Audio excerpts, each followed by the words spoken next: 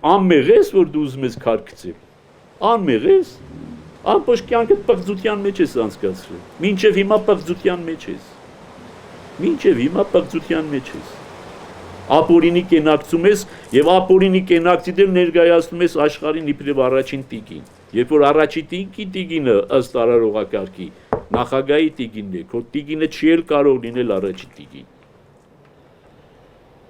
Դուք էլ դա չեք հասկանում, ես հասարակ բաները չեք հասկանում, որ այս պետության առաջի դեմքը ամեն դեպքում նախագահն է, երբեք վարչապետը չի,